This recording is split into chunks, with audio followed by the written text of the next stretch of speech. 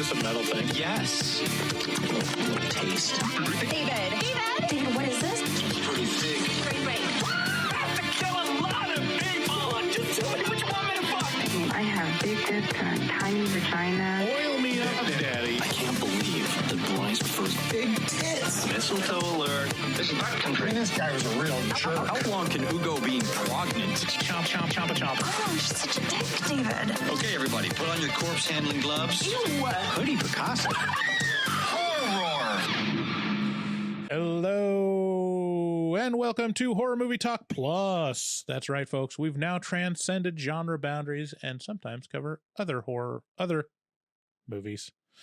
I'm so used to saying horror movies, I can't get myself to stop saying horror in front of movies. We're a place for horror movie lovers, but the plus tells you that we also welcome genre curious and genre allies.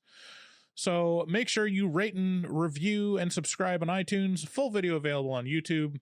Don't be a square. Make sure to share. Check us out on patreon.com/horror movie talk. It's the equivalent of the beaded curtain section in your video rental store. If you want to add your P to the community pool, go to horrormovietalk.com and find all the links to our socials, or call 682-253-4468 to leave us a voicemail. As always, we have Fart Simpson crammed into the production booth. I'm Bryce, and across from me sits two handsome young boys, Island Boy David Day, and I can't think of a moniker, Max. Yeah, He's the hoe. I'm the hoe. Yeah. He the hoe, Max. We got a great show for you today. This one was selected by our patrons and voted. We're covering Willy's Wonderland. We'll start off by giving a brief review on our score for the film. We score on a scale of 1 to 10. After we give our score, we'll get into spoilers and take a deeper dive into what we liked and hated about the film. And then later on, we'll be doing taglines. So yeah, Willy's Wonderland. This is one that kind of squeaked past us when it was a new release, starring Nick Cage. It's on Hulu right now. I'm not sure where it's going to be when you, the listener, hears this, but it'll probably be on Hulu for a little while. Willy's Wonderland follows a nameless cool guy in sunglasses played by Nick Cage as he stumbles into an intricate and deadly trap involving a defunct family restaurant. When he needs to pay for repairs for his bitchin' Camaro, he is offered an overnight janitor job at Willy's Wonderland, an off-brand Chuck E. Cheese inhabited only by creepy animatronic puppets. In no time, these creepy animatronics attack Nick Cage, and he has to fight them off between soda breaks. Going into this film, the consensus that I heard was that it's pretty much exactly what you expect, dumb, with Nick Cage fighting animatronics. And that is what it is. Dumb? Yeah. The one thing that might be surprising is that Nick Cage has zero dialogue. All of his acting is done through stoic, hardened gazes and impromptu pinball celebration dances. Even without dialogue, Cage is really the only enjoyable part of this movie. Everything else feels like low-effort filler. The 1 hour, 20-minute runtime feels like 4 hours at times. It is very, very, very, very repetitive. Once Nick Cage is in the restaurant, it alternates between one-on-one attacks and soda breaks. The only change-up comes from some, meddling teens that appear, which exist as horror movie teen fodder for the electronics to actually kill, because Nick Cage is unstoppable. Like he doesn't barely get hurt ever in the movie. There's no like conflict between him and the animatronics. It's like basically, he's the unstoppable force and the immovable object, and he's just put inside the store to handle these animatronics, and we're just waiting until he gets done with it pretty much for the film. The other part that acts as filler is the actual backstory of the place, which is explained through very ham-fisted expositional dialogue where it's like, okay, now we're going to explain what's going on. This character walks in and says, here's the backstory. All right, let's move on to Nick Cage fighting another animatronic. And yeah, I mean, that's the what goes on. The most disappointing aspect of the movie is that the fight scenes seem so low effort and that they all seem nearly identical. They make like a little effort to differentiate the animatronics, but it's really like they're different animals and have like one has like a personality, I guess. The rest, maybe two, have an actual personality that comes through. And the rest of it's just like, it's just shaky cam fight sequences with Nick Cage beating up an animatronic. And that's it, you know, that in terms of the fight sequences. It's not a great movie. It is an interesting oddity. Like it is in terms of like the Nick Cage filmography, which has a lot of oddities and weirdness in it. It stands firmly in place as its own thing. I just wish that the filmmakers went further than just the surface level novelty of the premise, and they just don't. I give it a score of 3 out of 10. Okay. Now I haven't seen this thing. I quit horror movies, if you didn't know. That's why we got the plus. But anywho, listening to this sounds nuts. He just has the same fight with mildly different animatronics over and over and over again. Yeah. And he basically beats them handily. Like it's not even really a fight for Nick Cage. Is there a peak or a climax to the thing? No. I'm so interested. Okay. It Max, goes until it ends, basically. Okay, Max, you watched this thing. What did you think of it? Listen, is it a good movie? No. Is it an amazing movie? Yeah, it is. Nick Cage is basically this is basically a slasher film, but Nick Cage is the slasher. And he is just pummeling these animatronics so easily. Just bam, bam, they're down. Just, it's not even a contest. And so for that, I thought it was hilarious and very enjoyable. Yeah, there's even a line at the end of the movie with the one of the teen actresses, and she's like, "You don't understand. He's not locked in there with the animatronics. The animatronics are locked in there with him." Like, okay, that is probably the peak of quality of the script, by the way. So he doesn't talk at all? No, not a single word. It's all a mute performance, which, okay, I mean, like, does he go, hiya, or huh? He does some screams.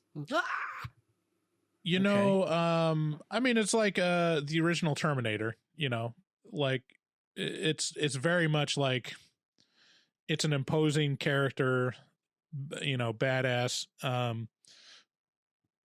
And honestly, I think that the reason why Nick Cage would even do it is that specific reason, is that he is very heavily influenced by silent film acting.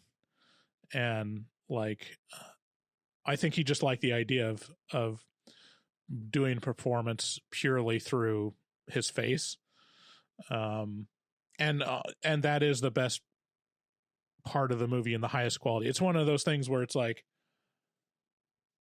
you put someone in that has that amount of skill, and it pulls up the quality of the movie so much, but it can't pull it out of still being bad, you know? Okay, so Max, you thought it was pretty. What is your score for it? I'm gonna give it like a 7 out of 10. I had a great time during this movie. Okay, justify yourself. Attack Bryce with your opinions. There are multiple points in this movie where I laughed out loud. And And it's all just because of what Nick Cage does. There are just these moments where he is so undeniably funny, even without speaking, that and I've been watching so many horror movies lately that I just don't care about. It's like, it's gotten to the point where I was texting David and I was like, I think you were right.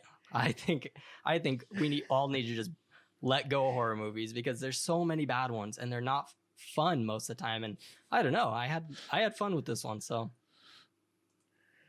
interesting. Okay. So, all right. So, this came out in 2021.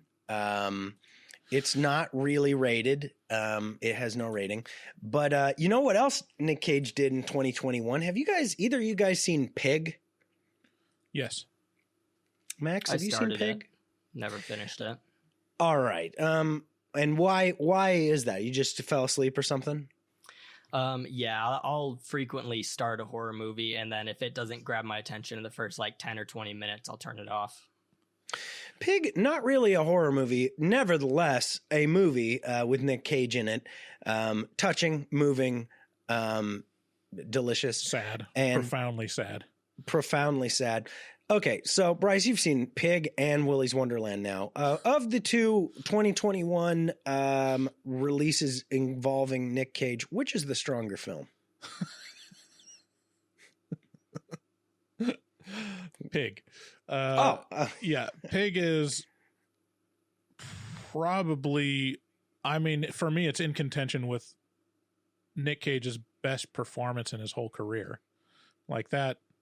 It's great. The fact that he has maintains the range of movies. Like Nick Cage has always been this guy that will be able to come out of the blue and be like, hey, remember how good of an actor I am? And he'll just make a crushing movie of like profound quality. And then he'll also make the shittiest, like low budget, cash grab. And he still does that pretty consistently. So, yeah, I mean, he's the shining spot in it. Like he is undeniably entertaining to watch, like his performance, even without dialogue. And that's like the detriment is that it's not just that. Yeah. They have the rest of the movie around it. So I don't know. I am curious. Have either of you, because he released 3 movies in 2021 and all of them were met with like a big kind of hubbub. This was kind of the year that really Nick Cage did a lot of stuff. And the third one is Prisoners of the Ghostland. Have either of you seen that? Mm-mm. No. Okay. I'd be interested to hear if anybody listening has seen Prisoners of the Ghostland and has a strong opinion about it, let us know over on our YouTube channel over there. Anyway, wow. This sounds like an truly insane movie. We got a 7 and we got a 3 out of 10. We have varying opinions. Yeah. I mean, it's one of those, like, I'll admit, like, this isn't one of those where I'm sure environmental factors affected it because I was pretty tired when I watched it. But it's one of those movies where you read the premise or someone describes it to you, you're like, that sounds amazing. And it can either be like amazing and use that premise to launch into like a genuinely unique and interesting movie, or it can just be like, yeah, we didn't think of it too far over the premise. And Right. This is kind of the latter for me, where it's like, yeah, I mean, just try a little harder. And I think like, if you look at the people that made this film, like it's basically their first thing. Like this is like as close to, an independent, first feature for both the director and the writer. The director had some stuff in like the 90s or 2000s, but this is the first movie he's had in like 15 years and none of the other movies you've heard of. And my favorite factoid for it was the writer has one other writing credit. There Will Be Blood. He wrote for one episode of Shark Week. I mean, it's interesting given that this is a kind of a freshman venture for a lot of people, considering number one, they got Cage on it, and number two, it generated a lot of buzz. Like, I remember this being one of the talked about movies of that year. You know, well, I mean, there was a lot of like, I mean, there's like, what is the Friday Night at Freddy's? Like, there's a couple horror games that really Five Nights. I was thinking this sounds like a kind of an attempt to capitalize on the popularity of Five Nights at Freddy's. Right. Is that fair? Yeah, and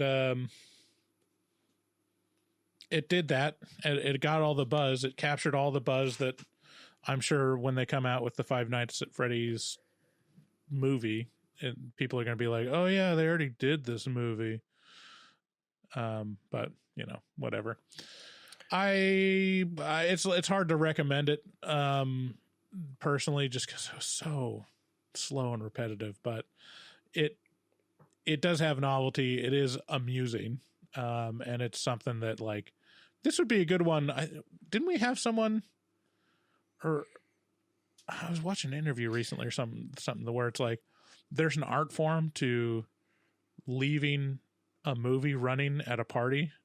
This would be a great movie to have just running in the background at a party, just because just bonkers shit happens every once in a while.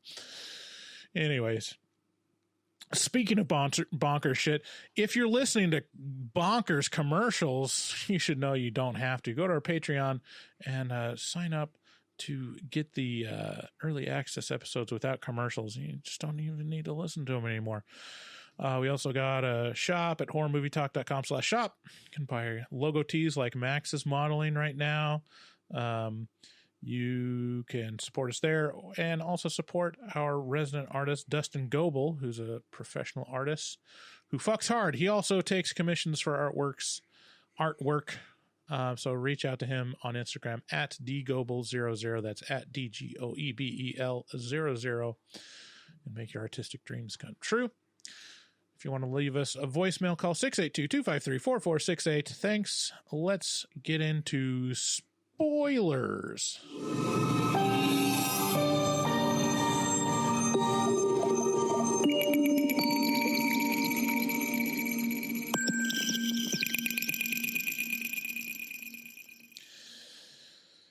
Okay, so this was a patron pick, right? This was a patron pick.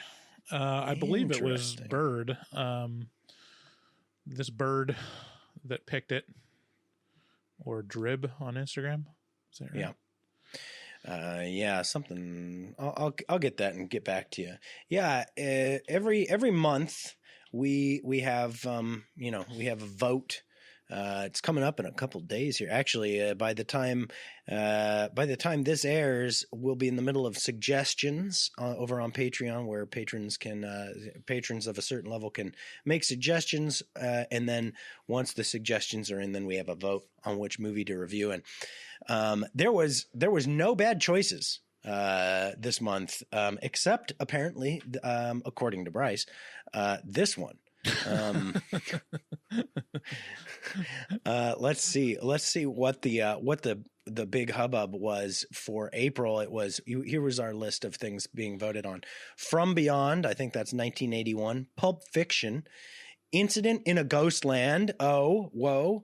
You got Reanimator, Fire Walk with Me, Brain Damage, Chopping Mall, which I was kind of rooting for. Suspiria from 77, No One Sleeps in the Woods, Fall, which I'm excited about, from 2022, Beetlejuice, which nearly won, and then Willy's Wonderland. Mm-hmm. So that's what it was. And Willy's Wonderland took off in the end there. Yeah. I think what happens now is, like, people vote on what they picked, and then they see, like, the 2 or 3 leaders, and they're like, yeah, I guess I'll pick one of those Get instead. On board with one of these. Yeah, it's it's one of those that like, yeah, I think we'd have to be forced to watch it because it's one of those that slipped by and it didn't have a big enough reason for me to come back to.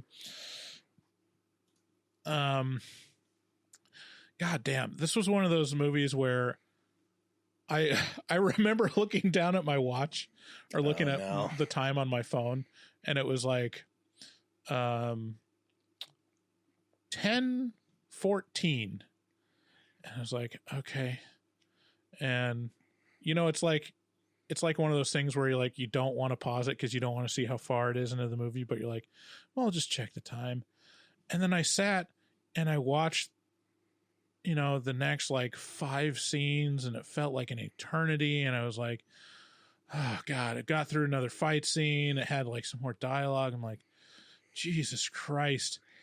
And I was like, all right, we must be like closer to 11 by now. Check my watch. 10:18. 4 minutes had passed. And I was like, God damn it. I was like, oh, it's just one of those movies for me where it was such a drag to get through, because I think partially, well, number one reason is that I was tired and I didn't really feel like watching it at the time. That's the number one reason. But the second reason is like movies that I can already tell where it's going. And I'm like, okay, well, I already know what the end of this movie is. Like you've already established the formula in which you're setting. Like, I'm just waiting for the end to happen now. Like, that is what's so painful. And there's nothing that they throw into the mix. There's like no shaking up moment that is effective at all. I mean, they kind of, you know, shake it up by introducing these teens into it and be like, oh, well, maybe something will change now. It's like, and then the animatronics are like, out of the way, you. They just kill all the teens, and then it's back to like what it was for the first half of the movie. So I don't know. For me, it just dragged on for so long, and it was only an hour, 20 minutes. It's like nothing. How do you respond to that, Max? Defend yourself. I think the mood I was in definitely contributed, because I had just gotten off work, and I convinced my wife to watch the movie with me, which she never wants to watch movies with me. And so I was pumped going in, and every time Nick Cage pulled out another sody pop, I was just laughing so hard. So yeah, they definitely could have cut out a lot of stuff, though. I mean, everything to do with the teens, even everything to do with like the townspeople and the sheriff, like, didn't need to be there. If you just put Nick Cage in the building and just watched him fight animatronics for a little while, that would have been enough for me for sure. Yeah, I mean, well, what's funny is like, yeah, the teens and the sheriff and the exposition is like literally, that's the only part of the movie that's an actual movie. The rest of it is literally just seeing Nick Cage fight animatronics, and like, and I watched it and I was like, this would work. The better format for this would be just shorts, like a series of shorts on social media of just Nick Cage fighting the animatronics and not like really giving any information about why or what's happening or why he's doing it. It's like, if you're really just coming to see Nick Cage kind of, you know, ham it up without dialogue and fight animatronics, like you could have just made it that. But yeah, it starts out with like the kind of a generic intro scene where a family is in this, you know, Willy's Wonderland, and then they're attacked, but you don't see anything. They're literally just invisible monsters that attack them, which is kind of weird. It's like the filmmakers were like, well, we can't show what the villain is yet because we're slow rolling it that they're going to be evil animatronics, even though it's the most obvious thing and that's what all the marketing is about.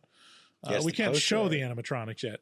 So instead of like doing an artful like POV or something, it was literally just like, no, it looks like the family is being attacked by invisible monsters that tear them apart, which was a weird choice. What? Okay. Quick question. I have a feeling that Bryce, you're like me, and you got missed by the whole Five Nights at Freddy craze. Is that am I correct in assuming that? Okay. Max, did that craze, that Five Nights at Freddy craze, hit you at all? I played it a little bit when I was like 13. I think that's when it came out, around when I was that young. So I played it. I never finished it. It wasn't something I was playing a lot, but I got the idea of it. But I don't know if you guys know about the marketing for Five Nights at Freddy's, or like what they've done since they've put out the game, but it's kind of ridiculous. They have taken capitalism and they've turned it up 110%. It's like they have figurines at the store, and it's like, this is Freddy, but it's the Shamrock Freddy for the holidays, and then they'll do another Freddy, and he looks like Santa Claus. Like, they just have a million figurines at the store. They have like 10 games out or something like that. It's insane. And I mean, okay, so you say at the store, but where? Like, I've never caught any of this shit. Bryce, have you seen this? I never leave my house. True. Well, I work with Are kids. we talking like Target here, or are we them, talking like Spencer's? Target, Walmart, yeah. I work with kids, and they often want to go to the store to look at the toys. And I'm just staring at this Five Nights at Freddy's doll the entire time, because it's like, how do these exist? I never hear about Five Nights at Freddy's anymore, yet it's all over Walmart.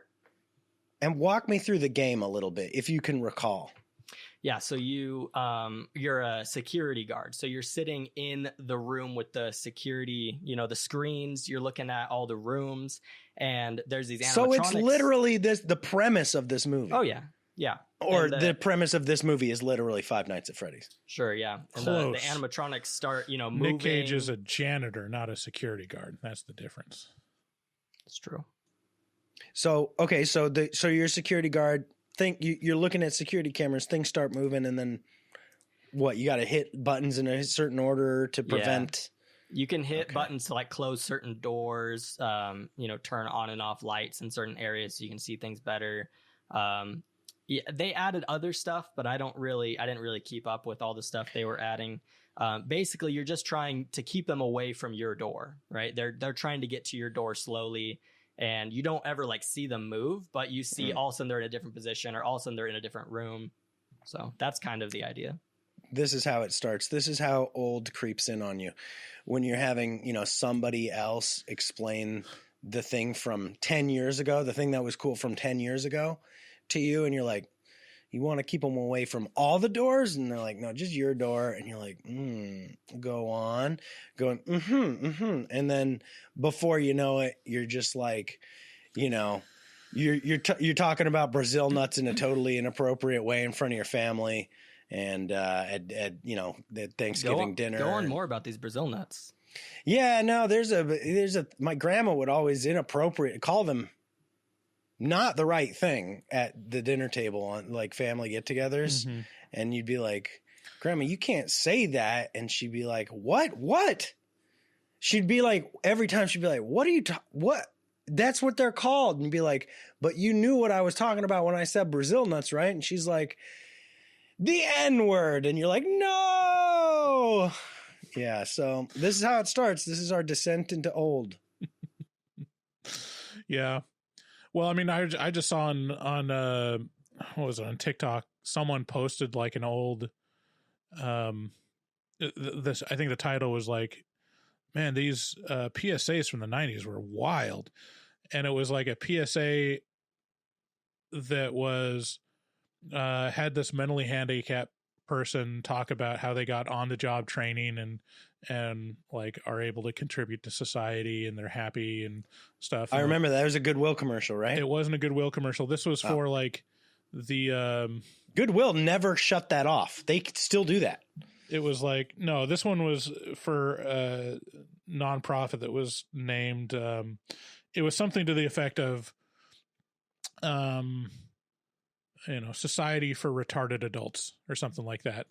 Mm-hmm. And it was like, everyone on TikTok was like, whoa, calm down. Whoa. I'm like, no, that was the appropriate word to call mentally, I don't even know. I can't keep track. Mentally handicapped. Whoa. Neurodivergent people. What is it, Max? Canceled. You're in the know. No, you just I don't can't say ask it. you. You're in Idaho. You They just- don't give a shit over there either. They're just people, Bryce. We call them people. But yeah, I mean, it used to be that was the appropriate term. Yeah. To call them. And honestly, like I've talked about this in the past, but if you want to go on a fascinating journey through Wikipedia, or just like look at the etymology of words, that is consistently what happens with any word that you use to appropriately describe the group of people that are mentally we can't say handicap. What's the word? God damn it. Whoa. Well, I think it's because those words slowly start being used in slang, right? Well, You yeah. know, So what it's- happens is like you have it, you label the people with mental difficulties a word, and then people, let's be honest, guys are like, what are you? And then they use that word. What are you, a Gay? something? And What so are you, like a you gay? go back through it, and there's like this. I got a diagram. It's like, okay, this is the normal usage, and then there's like super offensive usage, like you can't say that anymore, and then eventually the usage comes back as like, oh, it's just gay. The word we describe for dumb people, and then the offensive one has been replaced by the next one that was so retarded used to be acceptable, It's and coming now back, baby. It's coming back. It's coming back. We're waiting for it. Before Now that, we it just was like, now we just don't talk about it anymore. We just don't talk about them. You know, just leave them out. or there's like, I mean, Ever. so like the words idiot, or moron, or I can't remember what the other ones were, but all of those were like Imbecile. Yeah. imbecile. They were specific, like diagnostic psychology words that fell out. And then after a little while, we're like, no, that's retarded. And then David, that's what we did say back then. We said that, yeah. you know? So anyways, okay, well, this goes to my point. Let's get back to the movie. This is the great way to tie in this movie, because my headcanon for this movie is that, okay, so Nick Cage's character is just badass. Like, that's like what you come across is he's got the sunglasses, he's like moody, he doesn't say a word, and everyone's like, you know, working around him, like, I guess he's just a mysterious stranger, you know. Like in Mandy. Yeah, like in Mandy. Yeah. My headcanon is that the portrayal of this janitor character is what he thinks he looks like. Like, he genuinely thinks, like, I'm this guy. And my headcanon is actually, in reality, he's severely mentally retarded, and these people are taking advantage of him. So instead of just like the cool guy in the leather jacket and you know, sunglasses, just like,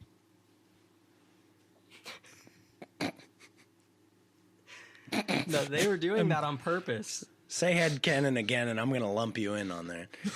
I'm pretty sure they were trying to get him to seem either autistic or maybe Whoa! OCD. yeah, there was like signs of both in his character. right. But What I might like those be? I like my conception of, like, in reality, like, you would just replace him with a full on, like, Neurodivergent? you know, Down syndrome, Whoa. like heavily autistic person that's just like, okay, we're gonna put him in, like, okay, you know, Whoa. oh, you don't have money, buddy? Okay, well, what if we helped you work it off by you can clean. Here's where you find the cleaning supplies, and here you got everything you need. We got a shirt for you. Oh, no. You want to wear this shirt while you work? Oh no, Bryce. And like, what are you doing? He's like, What was but that in the movie? In his head, he's like, what was that Life Goes On show with Corky? His Life Goes On. Yeah. I love that show. I really did. Anyways, that's my headcanon. I think that's, if you rewatch it, that will be an enjoyable way to rewatch it. Just imagine that it's, anyway. Dude, Corky is still alive. Chris Burke, who played Corky in Life Goes On, is still alive at the age of 57, which I don't know if you know this about people with Down syndrome, but they do not live a long life. That is a in my headcanon, that's a thing that goes along with Down syndrome. And so 57 years old, man, he's doing pretty good too. He looks good. Yeah. He was on Oprah.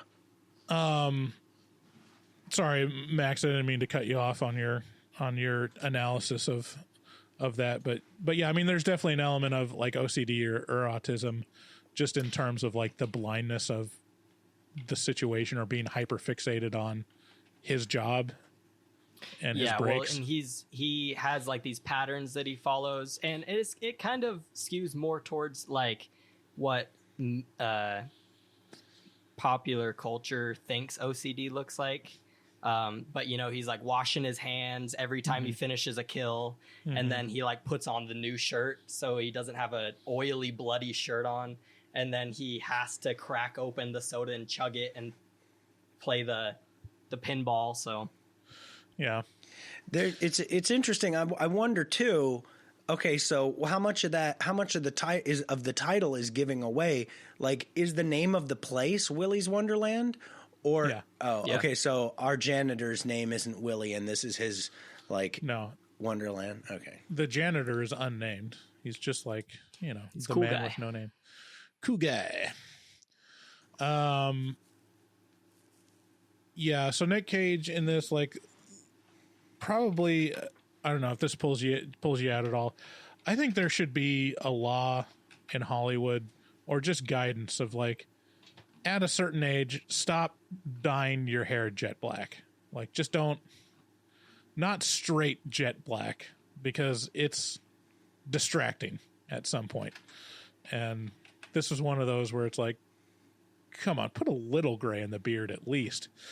Because it was like, and then it's got these odd moments where there's like these knowing glances between Nick Cage and the lead teen actress. I don't know if she's supposed to be a teenager or in her 20s, but it's like just a jarring age discrepancy. You're like, maybe not try to insinuate anything there with that characters or recast it with someone slightly younger than Nick Cage.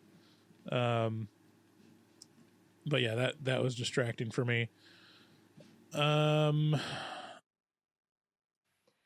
So he's put into this situation where his car breaks down, and it's kind of similar to the House of a Thousand Corpses, where everyone's in cahoots, and you find out more and more that everyone's in cahoots.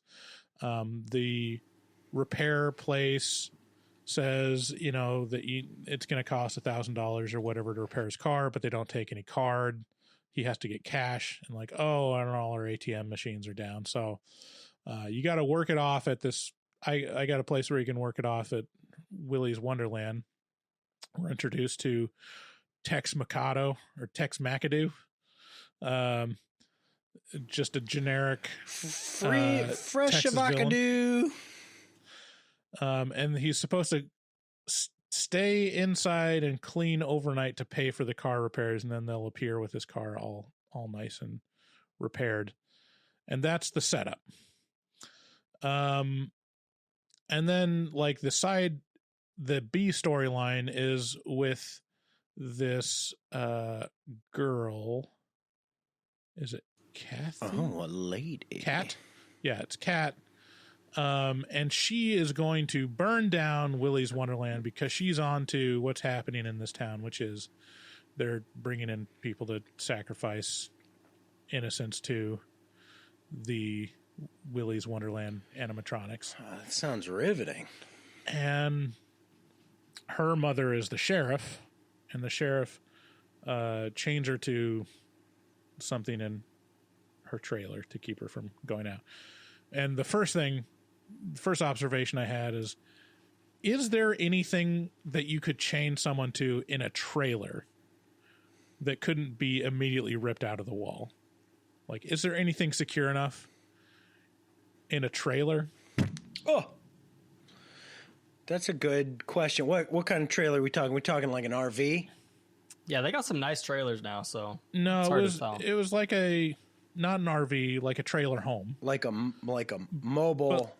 Yeah, like a trailer home, but not like a fully finished manufactured home. It's literally like No, yeah. Are we talking 80s, 70s trailer Yeah, home. are we talking single wide, double, or triple? Single wide. Yeah, I got to say that's a pretty. Your question is relevant. I will. Right. It is admissible to the court, for sure. But if you're a young girl, it's likely that maybe It's you true. don't Wait, what? have- They are Like, whoa, wait, no, I whoa. take it back. I Yep. take it back. Hang on. Young Wait, women what did are Are just you as strong saying as that grown men. women can't compete against grown men? No, I want to redact. Can we? Oh, we're cutting that, right? We're Yeah. cutting that out. You know of what? the show. All market, all market. Yeah. Okay. Okay. Right. So, yeah, that was a part that pulled me away. And then there's a bunch of like, So there's a B storyline in this whole thing. yeah, I mean, of the teens wanting to burn down. Oh, okay. And then it's just cut short three And then quarters it's like- through.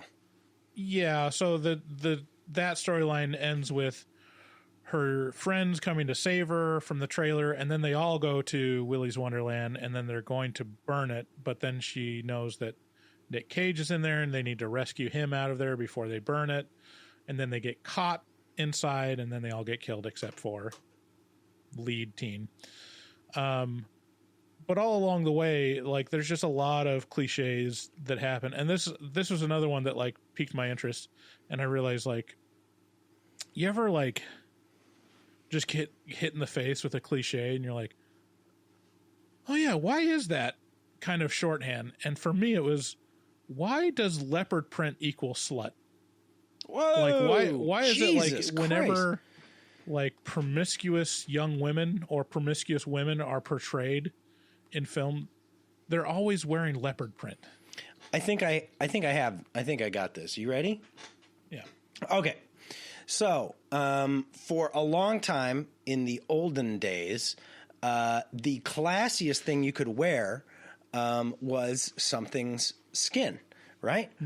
You got fur coats. And, of course, the more rare, hard to get that thing was, the classier it was, So, and that goes for a couple different, there's a couple different elements to that. Mink takes a lot of mink to make one coat, so there's an element of that, giraffe, only one giraffe to make a coat, maybe two. Don't see a lot of people wearing giraffe coats anymore. You know what I mean, though? You get now you instantly get what I'm saying. Anyway, at some point, there was a moment when we started being able to print patterns, and you were like, oh, I can get that fancy look. I can get the tuxedo on the front of my shirt, like I can get the print, and then I can look classy. And so instantaneously you got all these, dum-dums going out there, grabbing the print, thinking it made them classy, when really it showed everybody how unclassy you really were. And then it became part of the zeitgeist, and now it's just Tank the value. Yeah. Yeah, I mean, it's Tank the value. There's that, but I mean, even then, like, in terms of fashion, like, I feel like, again, just sluts in movies always wearing leopard print, and it's like that probably was the case in like the 80s in New Jersey, but not now. I mean, I'm just now it's a vibe. Now it's now it's like I'm going for an aesthetic, and that aesthetic is Peggy from Married with Children. Yeah, but I mean, like, I'm just saying we need more variety and representation of modern day young sluts. I think that's all I'm saying. I think there's plenty of variety. We have what's it called? That OnlyFans. Like you don't need the leopard print. You could just I don't know, what would be the equivalent of leopard print? Literally nowadays? leopard print. No one that's what I'm saying. Like I've never seen leopard print in the wild. But I've seen plenty of Fishnets. women putting it out there. Yeah, fishnets have come back. Pasties. Yeah, a lot of women out in pasties nowadays. Walking the streets. Pasties? I mean, yoga pants. The yoga pants that cut the ass in half. Man, God works in mysterious ways. Let me tell you. There's those. There was a time for the baggy cut off sweatshirt that just showed under boob conveniently whenever. There was a time. I mean, we're in the golden days of that, I feel. But I don't know. I'm watching too much TikTok, I think. Let's move on to the next topic.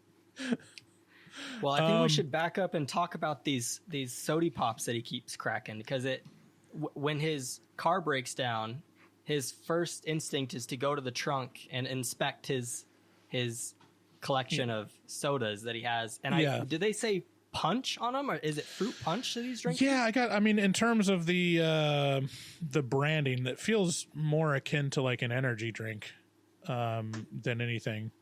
But yeah, it said punch on the front, which could be it's actually fruit punch, or it could be the brand of the soda or energy drink. Yeah, well, the drink looked kind of dark brown when he was chugging it, and it was going everywhere. So yeah, okay, a cola or a root beer. So this is interesting. You said when you brought this up, Max, you said sodies. This is a term popularized, some of you may or may not know, by a little show that you can catch on the Discovery Channel or Discovery Plus called 1,000 Pound Sisters. Is this common vernacular now, Max, amongst the youth? Are you calling them sodies? I wouldn't say so. I don't have. You said sodies, did you not? Okay, wait. First, we have to establish: are you saying it sody ironically, or is that literally if you say, "I want a Coke," would you say, "Do you have any sody pops? Give me sodies." I would say that if I was feeling a little goofy. Okay. Goofy. Not to someone I respect or want them to respect me. All right. Yeah. Well, we all know where we stand now. Yeah. I'm looking on IMDb in the trivia. Punch, the fictional energy drink Nicolas Cage's character drinks in the movie, has the text, "A fistful of caffeine for your kisser" on the can. So it was an energy drink. But yeah, he takes to heart the advice of the owner to take frequent breaks, and he sets his watch to it and takes his punch breaks. Religiously. He doesn't miss them. So in terms of the animatronics, I can't even remember all of them, but there's Willy is the weasel. There's a alligator. There's a gorilla. There's the... How long would these fight sequences last? 1 minute. Yeah, a minute. What? Yeah. So what was was there a big lead up to each? Were they was he being stalked by the alligator for a while? No. That's the amazing part is they just appear. Okay, and they just appear in a fight. Where does the hour and a half go? What is the vast majority of this movie spent on? What is it? Cleaning. Cleaning. Are you serious? I mean, are you serious?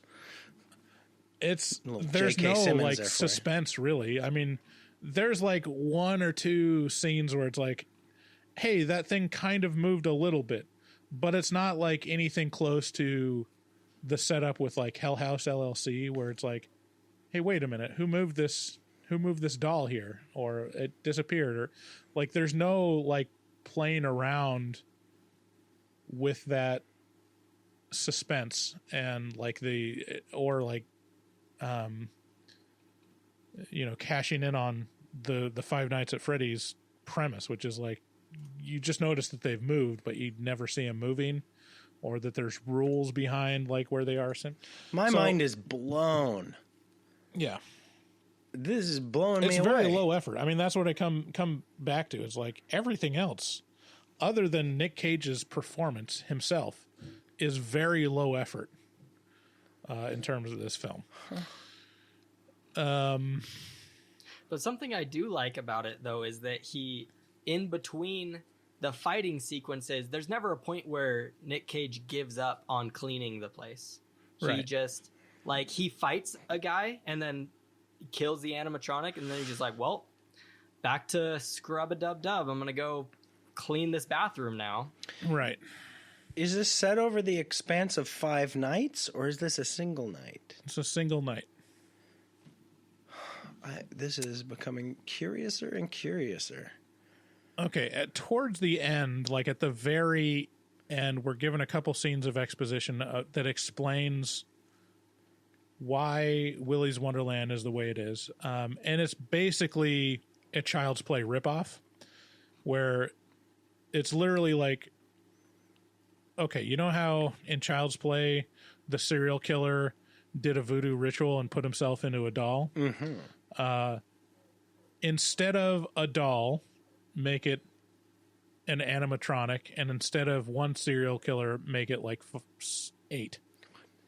Okay. And the backstory is this serial killer opened this Willy's Wonderland, and he hired a bunch of other nefarious serial killers to work there, and they used it as kind of a honeypot to capture young families and take them to a back room and kill them.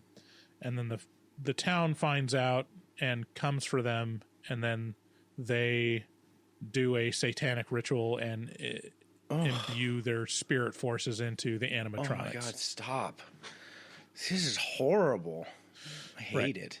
But I do love that dog. What's that dog's name over here? What's that? That's Scouty. He watched the movie too, so he just wanted to make sure he got his input in. Scouty, what's your opinion on it? Would you say you're a bad dog, Scouty? He actually is a bad dog. That's why he's here right now. My wife took our other dog to a dog pool party, and Scout doesn't play well with other dogs, so he's here with me. Dude, can you imagine like saying that shit in front of your kids, Bryce? Yeah, no. The other two are at this fun, cool pool party, but this one bites. Dude, okay. Oh no, dumb babies need the most love. Dumb babies need the most attention.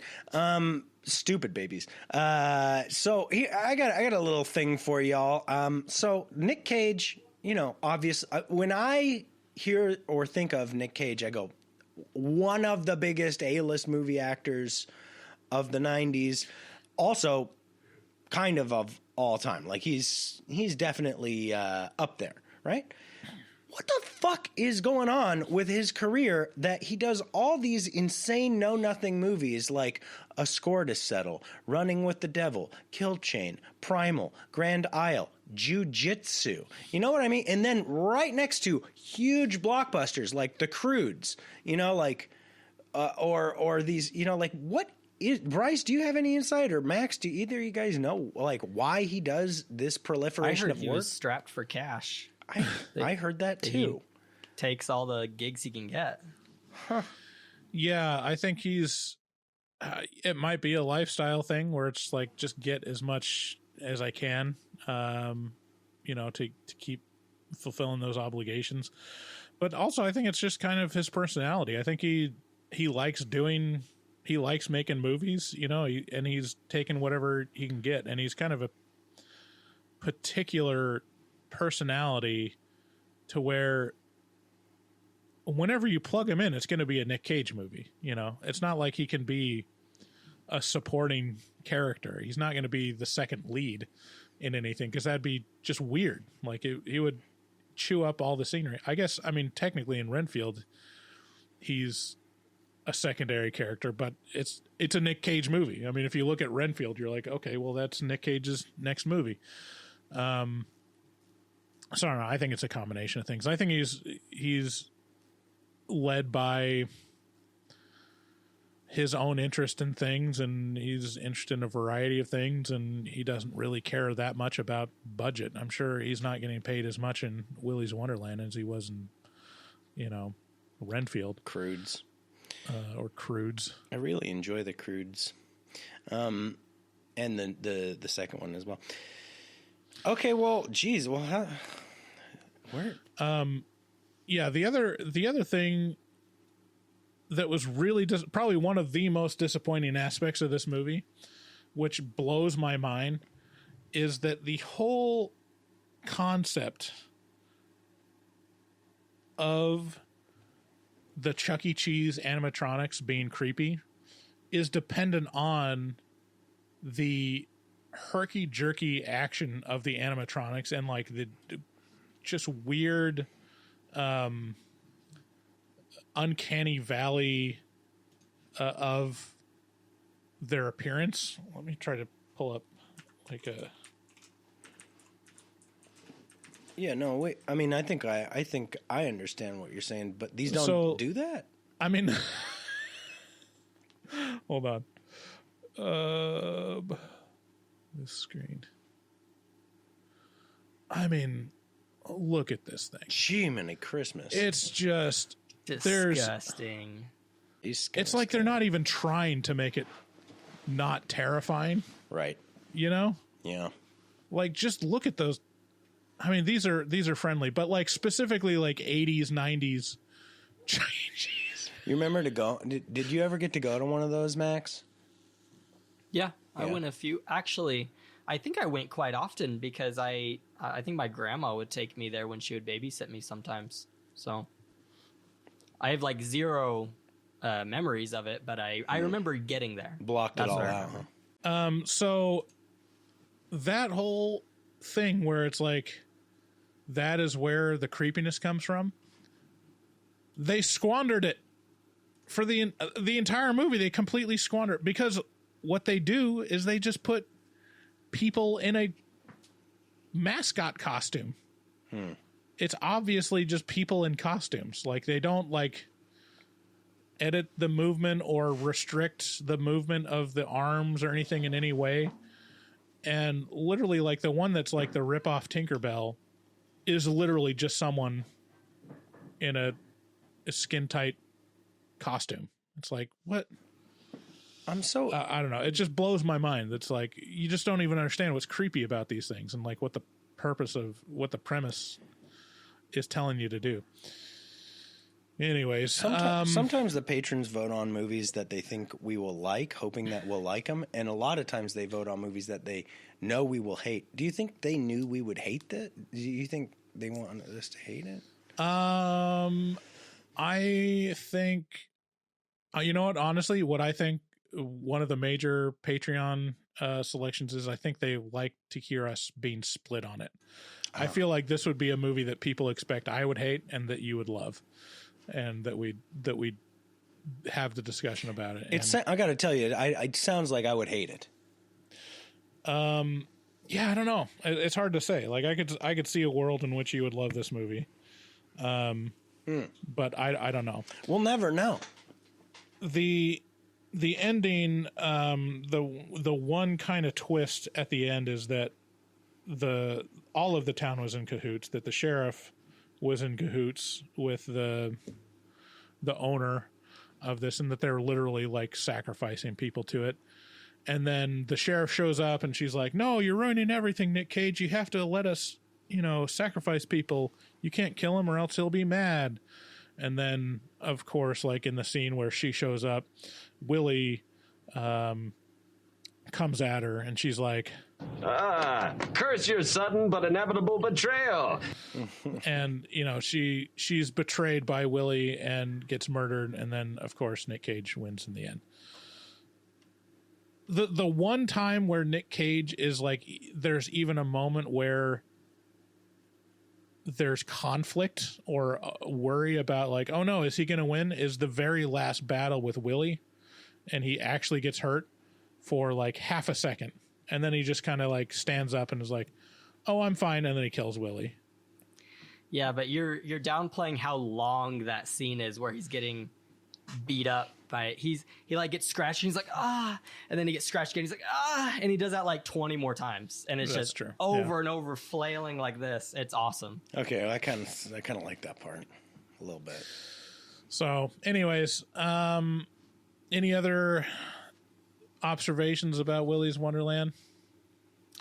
I really like the part where he is about to have a showdown with, I think it's the crocodile, and he's like, he has his fists up like this, and then his watch starts beeping, and he looks at his watch, and he just walks out of the room to grab a soda and play pinball. And he just negates the fight. Yeah. Yeah, that's good stuff. Okay, so final recommendations, who would like this? This is a pretty hard one. Like, people that like oddities, like this is kind of one of those movies that could fall into, for me, like the so bad it's good, if you're in the right mood and you have the right friends with you watching it. I wouldn't even recommend this to people that like specifically like Nick Cage, because he doesn't have any dialogue. You kind of limit how much he can do. It's an oddity in his filmography, but not a must-see for me. So yeah, I mean, I think you just have to be so into the curiosity of like, what is this movie, and sit and watch it with friends that can make fun of it while you're watching it. Other than that, I'd say skip it. Who would you recommend it to, Max? I honestly think that if you are really into slashers, this might fit that a little bit, just because it follows the same exact formula, except for it's Nick Cage beating up the bad guys. I personally don't like slashers, but I think there's a lot of your fans who love them and like obsess over them and watch every one. And so I think if you're that kind of person, watch this and see if it scratches that itch, because it's pretty similar. Yeah. Okay, well, let's move on to a little bit we call taglines.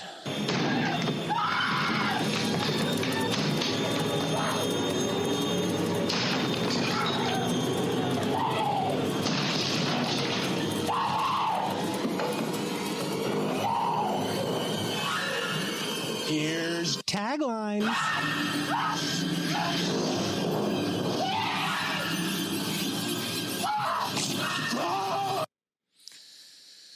Okay, so taglines is a bit where we come up with alternate taglines for the movie we're reviewing. What is the actual tagline of this movie? I'm kind of curious. The tagline is "Let Playtime Begin," which is a pretty shitty tagline for this movie. So I think we could come up with something better than that. Max, do you have any taglines ready? I have 3 taglines. And you know what? As I was preparing these, I realized it's a lot harder to come up with taglines that could be considered maybe funny, than Yeah, well, your first mistake is trying to make them good. That I think you're overestimating the amount of effort we put into it. I got 4, so I'll go first. Willy's Wonderland. The E in Chuck E. Cheese stands for executioner. Do you know what the E in Chuck E. Cheese actually stands for? What his middle name is? Is that an official thing? He has a middle name? His full name is actually Charles Entertainment Cheese. Nice. He fell into the right business then. Mm-hmm. Okay, Max. My first one is Willy's Wonderland, an hour-and-a-half advertisement for an obscure soda brand. Mm-hmm. I have one. Willy's Wonderland. At least it's better than Skinamarink. Oh man. Yeah, justify your 3-star, your 3 on the review. Why isn't it a 2 or a 1? I mean, it does resemble a movie. Huh. Like it does. Like it's not It does have Nick Cage also. It does have Nick Cage in it. I mean, it's literally Nick Cage brings it up a point. Oh, sorry. Like, it's nowhere near like Ginger Dead Man, you know? Ooh, yeah, bad. Oof, real bad. Okay. I have one. 2020 isn't over yet, kids. That's one of the actual taglines for it. So, Oh, okay. Nice. My next one is Willy's Wonderland, Five Nights at Freddy's, but it's a movie now. Willy's Wonderland. These animatronics try to eat Nick Cage's face off. I was also going to do a face-off one, but I thought you might do it. Wow, that is some. Did you have a last one, or did we do? I got one more. Okay. It's probably my worst one. Okay, perfect. Willy's Wonderland, a world where spray paint just easily wipes off walls and mirrors. My last one is Willy's Wonderland. Watching Nick Cage clean the movie. If there's one thing I've learned about spray paint from watching TikTok or shorts or reels or something, it's that if you cover a surface in Vaseline, you can just wipe it. You can spray paint everything you want and then just wipe it off. I'll be damned. Yeah. Okay, so that's our episode for today. This episode is produced by me and edited by Fart Simpson. Thanks again, Fart, for helping us out. Thanks to our new patrons, Jennifer L. and Jessica C. Please share the podcast with a friend. Let's support the podcast by doing all those things that we mentioned before. If you're going to buy anything on Amazon, you can also click through on our website to give us a little taste of that. Special thanks to Max for coming out. Max, you want to plug your podcast? We've talked about it before, but you should probably plug it. Yeah, my podcast is called Disc Review. We review albums, different album every week, except for the past several weeks because we haven't done an episode in like a month. So, oh no, it's the death of podcast. Better get up there soon, Max. I know we're gonna never do it again. We're gonna get back into it. I've just been focusing a lot on like my music, and I just started working full time. So yeah, a lot of stuff eating up my time, but we'll get back into it. Cool. Disc Review on YouTube, is that right? Yeah, YouTube or Spotify. I mean, we usually plug YouTube, but you can find them pretty much anywhere. Cool. I have a way to play us out if you want. You guys mentioned Cool Guys earlier, so. Yeah, let's do the Cool Guys outro. Cool Guy has chill day. You want to do that? Okay, here we go.